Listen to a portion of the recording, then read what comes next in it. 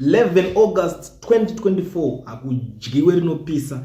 Tangane like this video kuitira kuti ZANU-PF yacho iboikane.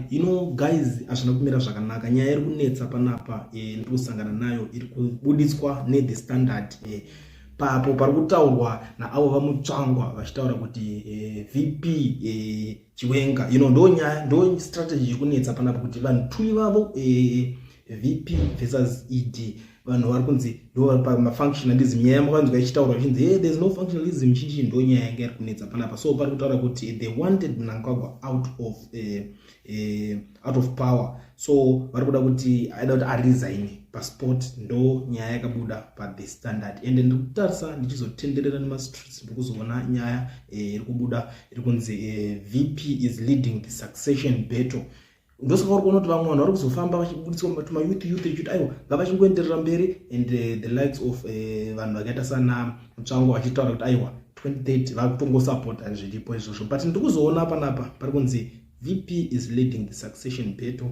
Marsh West iri kuti VP, Manicaland iri kuti VP, Masvingo, Love Mumatuke, Midlands, July, Moyo, Muda, Shava, koko ndo vanenge vachitaurawo kuti ichi vataura kuti ingirikeni ED. But Marsh West VP, North VP, Matabeleland South VP, Bulawayo VP, Marsh West VP, Harare VP. Ndo nyaya dziripo dzanga dzavanga kunetsarana papa zikubuda. Saka pari kuzonzi beto yacho kuramba ichienderera kumberi because zvinhu zvikaizvi these people pashuga vanyozozwa kuti panapa this position panapa ndo pane zvese. But vanhu mwewo vari kutaura kuti it's normal and it's fair kuti uyu kana nguva yake yakwana aite se angosiyiwa because apa pakati kuva the whole ningirikeni beto yese iyaya yeku iyanga mubuda nzvenga. But vakomana ndo vakasara vakaita se vakarwa zvinhu zvakafamba iye abuda. But mubva vaita sebva vanoti alright takukupa kuti umbotungamira. Now nyaya yakunetsa but maside effects zvinhu zviri kuita kuti vanhu vataura kuti why is it uyu anga aripo agara aita se asiyana nazvo achingoita se ochingobuda musystem is because pane nyaya iri kutenderera, nyaya iri kunetsa right now South Africa iri kubudiswa neuya anoitwa Aaron Motsoaledi aimbova Home Affairs Minister. So inyaya iri kudzoswa mudariro zvekare because inyaya yekuti akaitaura kudhara izvozvo ndobva abuda ari kuidzosa. Nyaya yemaZimbabweans vanocrossa maborders vachipinda muSouth Africa ndo nyaya hombe iri kunyanyisa kunetsa panapa kuti vanhu ava vari kunzi imimi vanhu imimi pindai kane nepaborder kwete kuda kupinda nekumasaidi zvekujamba border zviya.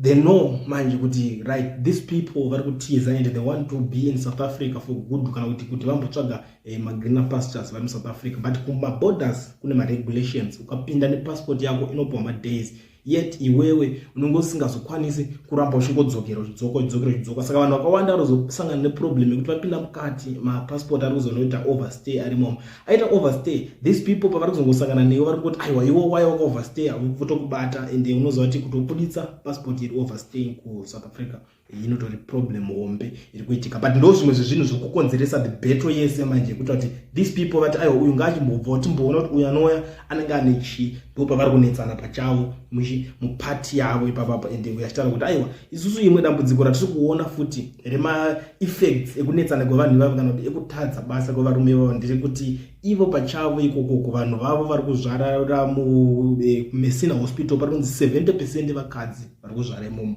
vari kubva kuZimbabwe because ivo vari kunzvenga vachitiza nzvimbo yavo. Ndo pari kutangira a very problem yacho, a very big problem ipapa. So ndikuzosangana nevanhu vakawanda from the comment section. Vanhu vakasiyana siyana vari kukomenda on nyaya iyoyo iri kushungurudza vanhu kuti chokwadi ende ndikuona kuti pari kupisa. Now vanhu vari kukomenda on the issue yakonzereswa nevarume vari kurwirana succession avo vari kukomenda manje. Vanhu vari kutaura about the issue yekunzi vanhu vekuZimbabwe vari kumhanyira kuenda kunozvarira kuSouth Africa and vanhu vakawanda vari kuda kupinda vachiita zvekujamba maborders. Ndo nyaya iripo. So ndiri kuzoona pari kunzi there are xenophobes.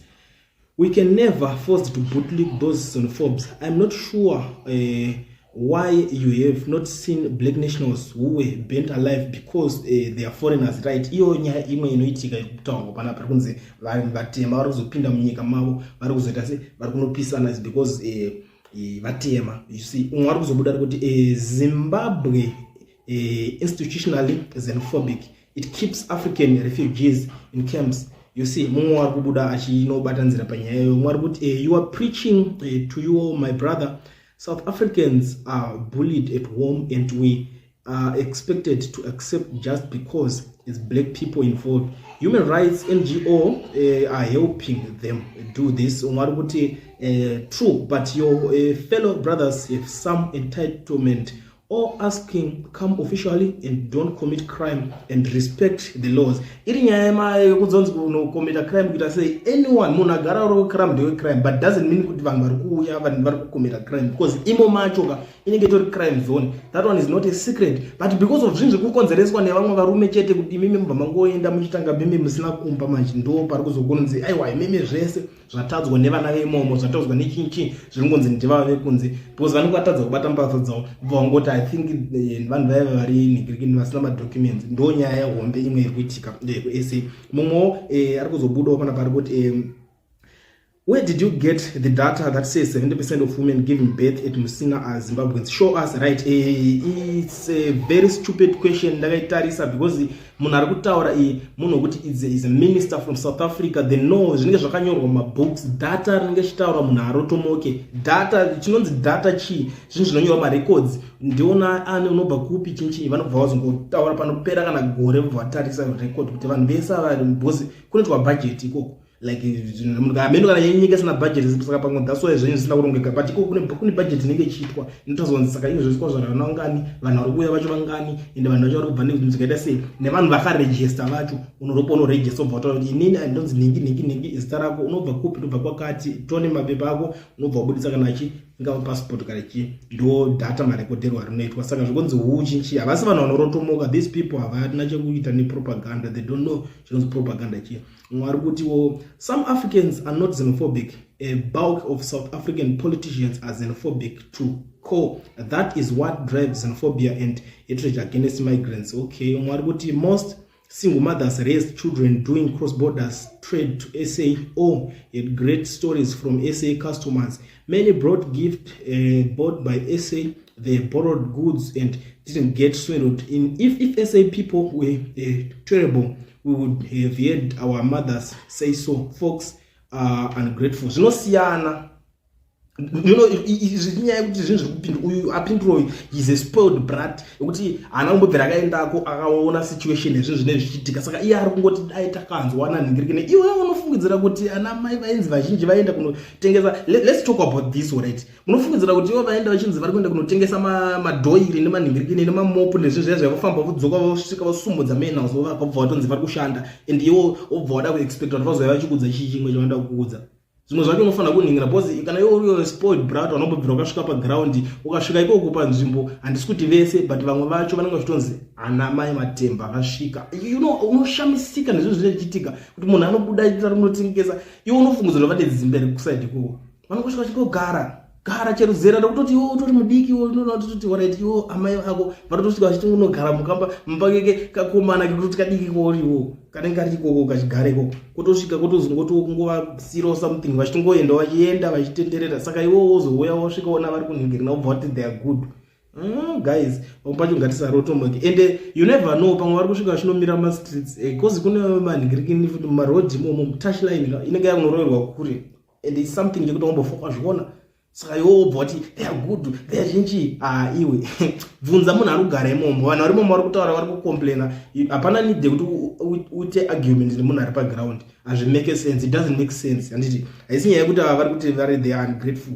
Ukambogara ikoko ukanozviexperienza unozotanga kuunderstand. Zvakafanana kuti ukaudzwa nezveracism iwe uri munhu wekuti ungoramba uchigara muZimbabwe hausotomboenda outside Zimbabwe haumbozviunderstand unongoti racism chi but paunozoenda ikoko wobva waexperienza unodzoka watoo more than vanhu vawakamboona vachitaura nezvazvo. That's it chete ndo nyaya inenge iripo. Umwe ari kuti I concur with the view of some people who spent 4 years there. I can say it's only a few and those few are only against illegals doing criminal activities. All right, yeah.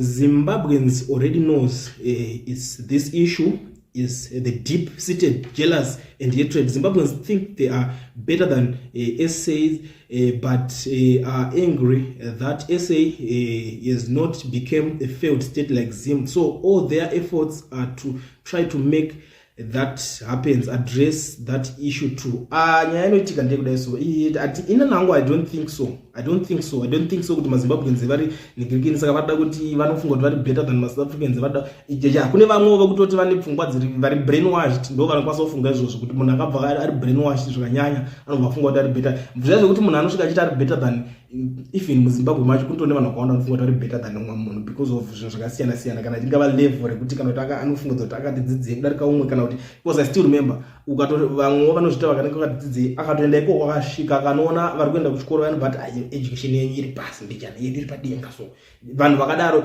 zviya macharacters evanhu not maZimbabweans atingati maZimbabweans even ikoko kwacho ntoona vagara vanhu tofunga kuti vari better than vanhu vese saka zvinhu zvaizvo kunzi nigirikini hunhu doesn't mean kuti vanhu vese hazvibatanidzire vanhu vese saka zvekuzoti maZimbabweans vada kuti nyika iende pasi penigirikini hai rinenge ratoo drama inayo I don't think so kuti maZimbabweans vangada kuti nyika iyi yenigirikini kwavari kuraramira iende pasi peZimbabwe mangwana vanozoraramira kupi zvinhuwo zvongotiwo zvinenge zvatotaurwa nemunhu asina plan zvezve vane plan chacho vakanyatsoona vanogona kubenefita nenyika inonzi SA izvezvo havana nguva yekutaura zvinhu zvisina nebasa rese ende havana nguva yekuita zvinhu zvisina nebasa rese vari kutoita zvinhu nemazvo zvinhu chaizvo maitirwo azvo vari kutotora mari kana ari mabasa vari kutoshanda bo zvekutodaro vari kutobenefita nekuti kuswera vachiita nonsense dzimwe dzesezi zvinhu zvekuti munhu anenge ari aenda kumwe abva kunoko achifungidzwa kuti ari better than vanhu vese osvika ikoko unosangana nezvaanosangana nazvo ndiye achizofunga kuti saka vachazoninge bozi ukasvika panzvimbo ukada kuratidza vanhu kuti uri pamusoro pavo vozokuratidzawo kuti aiwa isusuwo manje kunokuka hatizvinzwisise its like unonge wasvika ukanosangana nevasingazvinzwisise pepe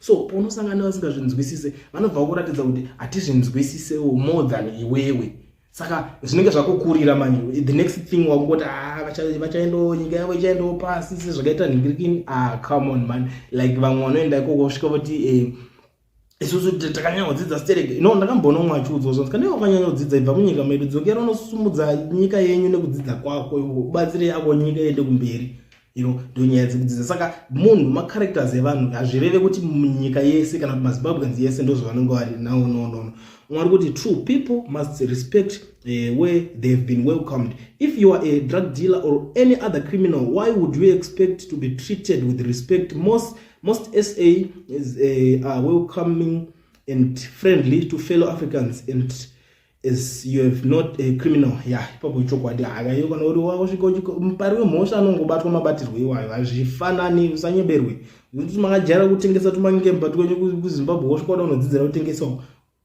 SSID vanongosvika kungokubata right tie rako pamunhu kana watobhaiza kana ukaba kuna vanhu makangojara ngoba muchisiwa muchibudirira muchienda kuSouth Africa vakakubata ndovaya munoona vachipiswa netie vave mumati ari kuitwa utsinye vakomana cause nyaya kana yakuzopinda pasocial media nonzi because they are black why vasingazvitiwo kuvarungu iwo ndiye ari kwani ndekupi kwakanzwa kuti murungu anopedza nguva achitenderera chijamba manigiri nevanhu achienda kumwabira ndekupi kuonekwa kwambozvinzwa zvichiitika but iwo kana wachinge waitika waita zvinhu izvozvo unopiwa treatment inoenderana nezvawaita saka uda kuexpecta kuti ubhabhadzirwe nani ndiani musiyano chete ungoripo ndekuti veikoko vanongoti kana waita izvozvo uri gundwani rinomazigonzo pane zigonzo zoombe rakadaiso pane zigonzo rakanza nekatsuroka rinonzi zigundwani so rinowanika muMTN Ring muJohannesburg ukatosvika imomo unoroona zigundwani mazigonzo anomhanya saka unonge wakunze ukafana nezigonzo iroro because uri kuda kusvika uchida uda kuvandaliza nyika yedu saka unonge wasanganawo nazvo you don't expect to be treated good kana uchisvika uchida kuvandaliza zvinhu zvevanhu because vanhu vane nigirikini vanoda kuprotecta vanoda kumaintaina zvinhu zvavo ndonyaya iripo hapana imwe yakanyanya apa right mwari kuti where are the clowns who are saying if a child is born in SA while parents are foreigners that kid is automatically a South African. So 70% of these Zai women who cross the Limpopo River to give birth in SA, it means their kids are SAs. Guys, it's a long story. it's a long story, you know. Inini yangu chandoziva nedzimwe nyika kuenda ku-UK ukasvika ukanozvarira mwana wako ikoko ukangomuzvarira ikoko chete because kweko haupindika usina maningi, ukangomuzvarira ikoko anosvika achopuwa citizen mwana weko because akazvarirwa ikoko. South Africa ine the way yainotreata zvinhu, ine the way yainounderstanda zvinhu yakasiyana nenhingirikeni, and hatingambovachinje mafungiro avo nemaitiro nemaraniro enyika yavo. Ndo zvazvinenge zvitongori avavo vanenge vangopinda vachita vari kunhingirikina aiwa munenge muri kutiza ka hondo dzenyu dziri kuitika kusaidi kwandiri kuzviona. Saka you don't expect unongoona kunge nyika iri iyoyo inenge iri better than yako zvinowanika izvozvo, but hatizova expect kana kuvaudzira zvekuita zvinonetsa. Mwari kuti I totally agree with your sentiments that if you are properly documented in SA, very welcome. However, the painful part is that when comments about foreigners, Zimbabwean is a particular period in their select, whether you are legal or not, hence the thinking that SA. All right, very true, is very disrespectful to insult someone in his own house. At the end of the day, especially Zimbabweans, we need to know our place. If we are too smart, we wouldn't be in SA as foreigners. Now that we are here as foreigners, let's respect its people for sure. Ukapinda kumba kwanu uri visitor, haungasvika uchida unoratidza unhu usina nebasa rese. Zvakafanana kuti wabva mba kwako une the way unoita zvinhu, ukasvika kumba kwavanhu vane the way yavanoita zvinhu. Saka ukaona vakuzoita the way yavanoita zvinhu, wobva waona nga vanopenga, ndiwo unenge uchipenga, unenge une problem ukuzi kwako watadza kugara kusukugarika nditi. Saka unoda kuti iwe ukasvika panhingiri pevanhu ungosvika uchinoita se uchinowiriranawo nemutemo iripo, because imba yega yega ine mitemo dzayo. That's it, hapana kana chakashata, ina ndoni kana any problem in pane zvinhu zvakadaro. But iwe ukada kuzosvika wabva ikoko uri bully, wotosvika unoabhula uzona unosangana nazvo, because vanenge vane vavo futiwo dzimba yega yenzi mupengo wayo. Saka ukada kudaro vanenge kusanganisawo nemupengo yeikoko, zvonzi sanganai pakati mumapedzerano makadaro. Mwari kuti very very true. Generally, South Africans are great people. We are living with them, we are friends with them, we are family. You see, mumwe wari kukomenda these people they are good, but zvinosiyana nekuti imimi muri kuzoonawo se mwari kuti mukoma I don't agree with you apa. South Africans are xenophobic. Ndo maonero evanhu, you know, atingazvinhingiri nekuti tingada kuzviita sei. Ndo maonero evanhu, you know, plus chandakaona unika South Africans vanhu vaiva vakasiyana, kune marudzi akasiyana siyana. Saka we cannot kuti ukasangana ne certain, because kune rimwe rudzi ritori violent zveshuwa, but because aitawo rimwe rekutoti, you know, they are peaceful loving chinchi. Saka hazvingazvifananidzi, hazvingamboiti. Mwari kuti big up my brother, thank you for telling the truth. We are such loving and national. How I wish this message can reach Nigeria. Okay, thank you so much. Mwari kuti big up my brother. Okay, Mwari kuti there is no bad blood between SAs and Africans, because we stay part and work with SAs, and the insults only on Twitter than on the ground. Yeah, part two. I have so many friends from Zimbabwe. They are law-abiding citizens. They are treated just like SA citizens. One of them is married to my cousin. He has been in SA for over 15 years. For the past 15 years,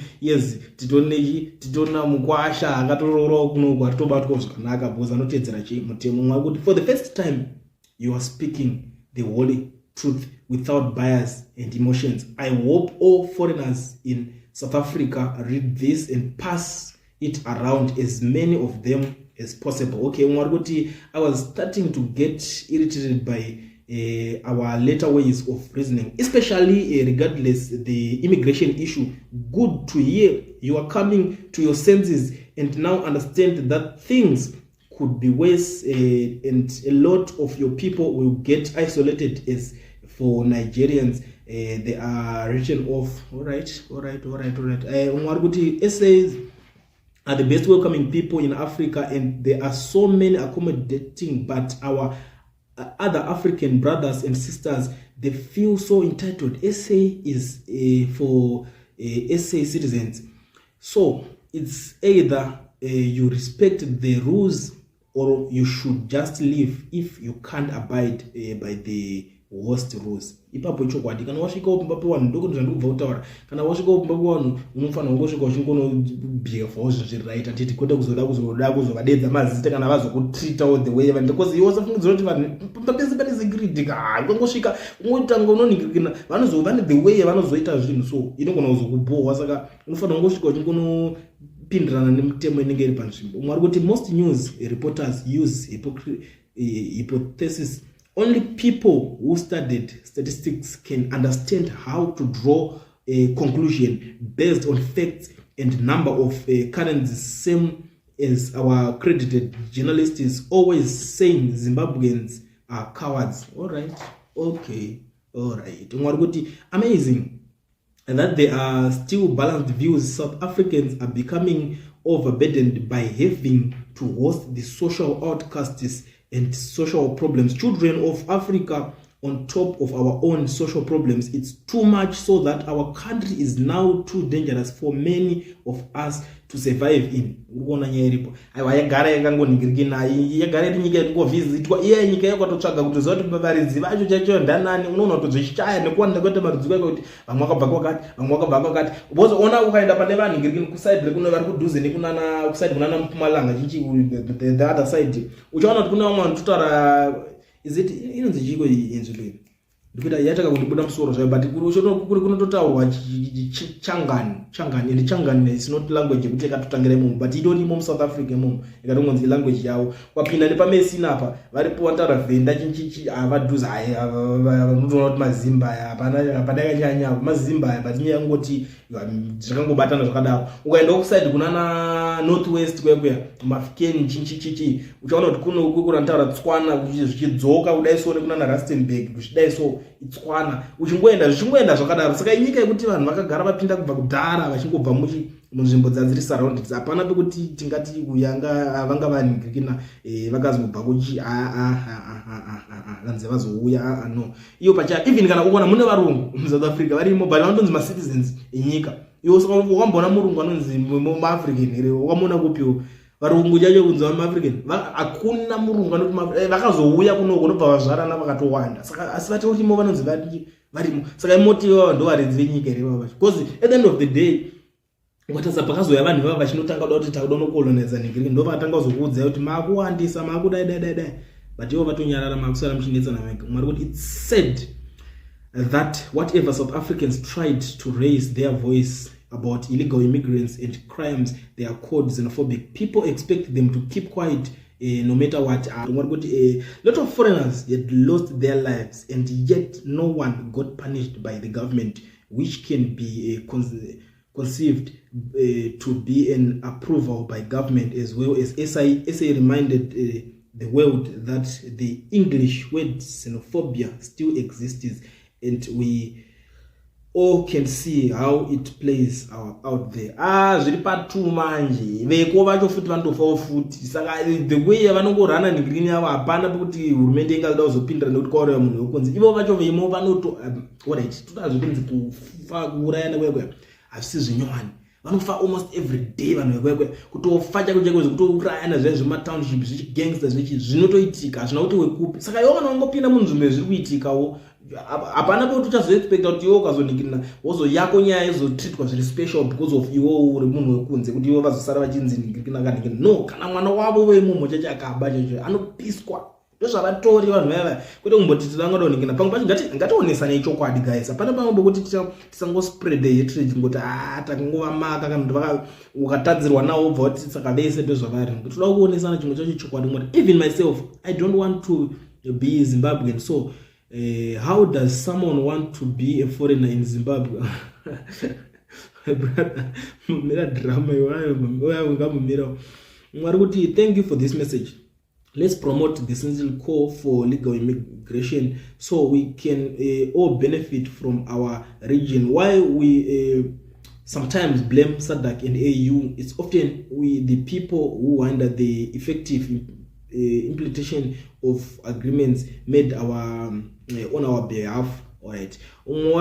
Please send a pregnant woman, South African women to Zimbabwe, Nigeria, or any SADC country with a passport and see if she will be allowed in their maternity wards. Kunotobvumidzwa, hakuna munhu anorambidzwa. Nyika dzese idzodzo ngatisataure, sometimes umwe munhu anobuda achitaura nyaya idzodzo achifungidzira kuti kana kune dzimwe nyika hakubvumidzwa. Kwauya kuZimbabwe unorambidzwana nekuenda kumanhingirikini, unotongopinda unongotidzwa the same yavanongotiita vana vavo muno. Hapana kuzonzi unotariswa kunzi hakuna zvakadaro. If you go to Nigeria, the same. Nyika dzese dziri muAfrica worldwide hazvibvumidzwe kurambidza munhu kupinda kumaternity nhingirikini. Uyo ari kungotaurawo zvake out of ignorance. But anyway, zviripo. Mwari kuti thanks for the posts. Those who have xenophobic tendencies are in the minority. I personally respect Zimbabwean nationals for their educational powers. Let's all move Africa together.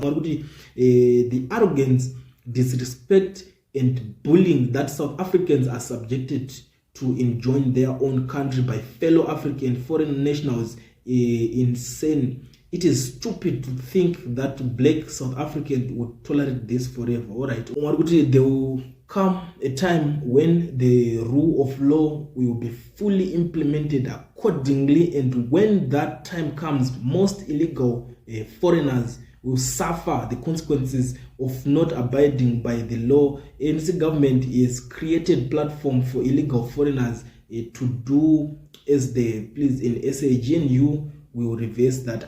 Problem inoitika ndekudai. So it's not all about kuti vanhu vanenge muchitima illegal nikiti vanenge vachitoda vanhu vave. Most of them vane mapassport like zvandataura. It's a problem yekuti inofanira kutogadzirwa. Vakagadzirisa ipapo zvinokwanisa kubatsira. Vanhu vakawanda vane mapassports. Ende zvavaine mapassports kudaro manje.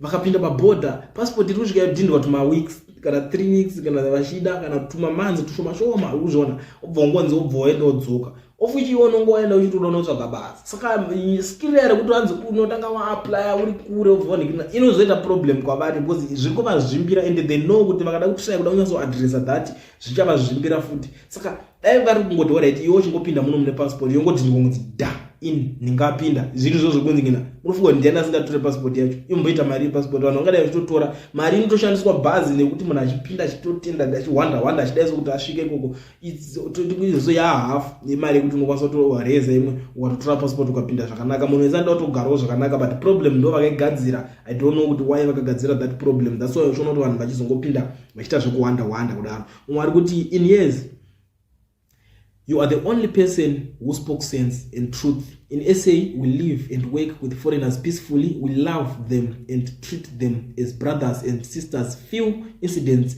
perpetrated by few violent individuals doesn't represent the whole country. Those ndambotaura azvireve kuti vese vanenge vari nhingirikini zvinokwanisa kurepresenta the whole country. No, vanhu vanotosiyana. Ngatiregedze kungopa vamwe vanhu mazita asiriwo because of vanhu vanoda kuningirina. Mwari kuti please continue to debunk this xenophobia nonsense. Please speak.